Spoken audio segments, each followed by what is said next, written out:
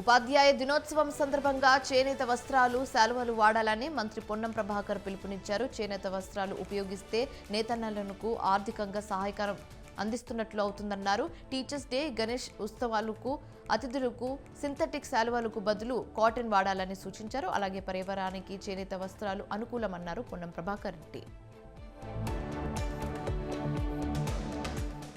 కేసులను ఛేదించడంలో సీసీటీవీ కెమెరాలు ఇటీవల కీలకంగా మారాయని ఈస్ట్ జోన్ డీసీపీ బాలస్వామి చెప్పారు. నేరాల నివారణకు సీసీటీవీలు దోహదపడుతుందని చెప్పారు. నేను సైతం కార్యక్రమంలో భాగంగా బడిచౌడి అవినాష్ కాలేజ్లో 85 సీసీటీవీల కెమెరాలు అమర్చేందుకు డీసీపీ కృతజ్ఞతలు తెలిపారు. కార్యక్రమంలో అదనపు డీసీపీ నర్సయ్య, సుల్తాన్ బజార్ సీఐ శ్రీనివాస్ చారి పాల్గొన్నారు.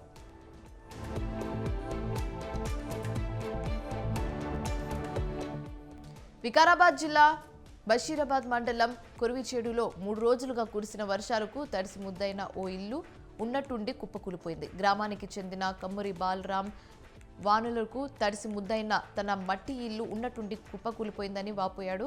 అయితే ప్రభుత్వం ఆదుకోవాలని మండల తహసీల్దార్కు మొరపెట్టుకున్నారు. తనకు ఇల్లు తప్ప మరో ఆధారం లేదని చెప్పాడు.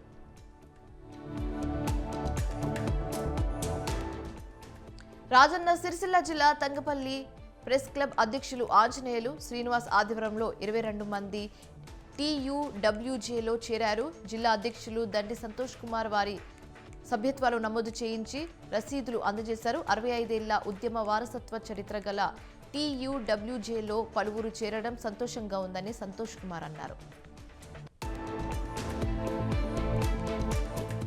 ముడుగులపల్లి కస్తూర్బా స్కూల్ విద్యార్థులకు వేములపల్లి మిడిల్ స్కూల్ హాస్టల్లో తాత్కాలిక బస కల్పించారు. 2 నెలలైన వారికి ప్రత్యామ్నాయం చేరకపోవడంతో మోడల్ స్కూల్ హాస్టల్ విద్యార్థులను ఆందోళన చేపట్టారు.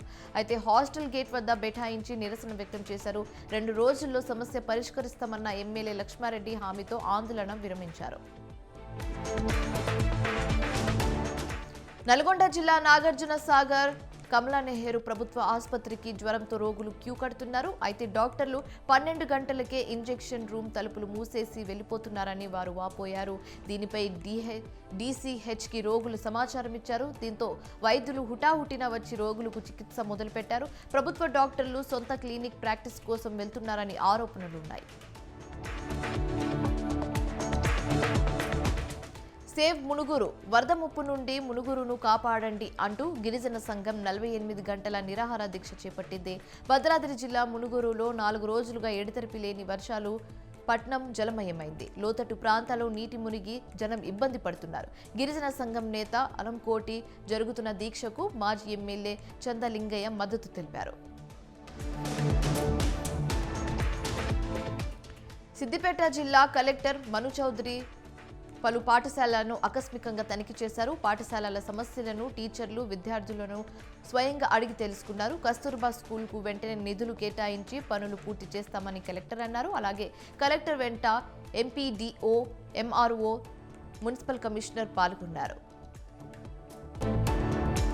భారీ వర్షాలతో పంటలు దెబ్బతిన్న రైతులను ఆదుకుంటామని తెలంగాణ అసెంబ్లీ స్పీకర్ గడ్డం ప్రసాద్ కుమార్ తెలిపారు. వికారాబాద్ నియోజకవర్గం మోమిన్పేట్ మండలంలో జిల్లా కలెక్టర్ ప్రతీక్ జైన్తో కలిసి ఆయన పర్యటించారు. భారీ వర్షాలకు జిల్లాలో 6 ఇళ్లు కుప్పకూలిపోయాయని, 4 పశువులు మరణించాయని స్పీకర్ తెలిపారు. ప్రభుత్వం తరఫున పరిహారం చెల్లిస్తామని ప్రసాద్ కుమార్ చెప్పారు.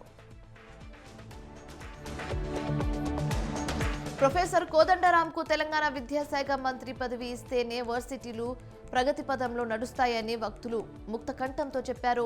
కాంట్రాక్ట్ అసిస్టెంట్ ప్రొఫెసర్ల ఆధ్వర్యంలో ప్రొఫెసర్ కోదండరాంను ఘనంగా సన్మానించారు.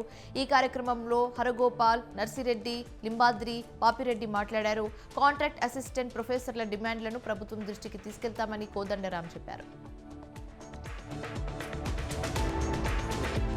సంగారెడ్డి జిల్లా అమీన్పూర్లో అక్రమ నిర్మాణాల కూల్చివేతను మున్సిపల్ చైర్మన్ తుమ్మల పాండురంగారెడ్డి ఆదుకునేందుకు ప్రయత్నించారు. జేసీబీలకు లారీను అడ్డు పెట్టించారు. పోలీసులు ఆ లారీని జేసీబీలతో తొలగించారు. రెవెన్యూ అధికారులతో మున్సిపల్ చైర్మన్ వాగ్వాదానికి దిగారు. హైడ్రా కమిషనర్ ఆదేశాల మేరకు కూల్చివేతలు చేపడుతున్నట్లు తహసీల్దార్ రాధ చెప్పారు.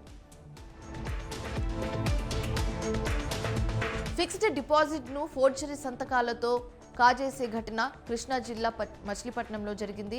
వేమూరి లక్ష్మతులసి ఎస్బీఐలో 54 లక్షల రూపాయలు ఫిక్స్డ్ డిపాజిట్ చేసి ఆస్ట్రేలియాలోని సోదరి రామసుందరిని నామినీ చేసింది. లక్ష్మ తులసి మృతితో మరో సోదరి కుమార్తె కాత్యాయిని ఆ నామినీ తానే అంటూ ఫోర్జరీ సంతకాలతో డబ్బు తీసుకుంది. అయితే రామసుందరి ఎస్బీఐకి వెళ్ళినప్పుడు ఈ విషయం బయటపడింది.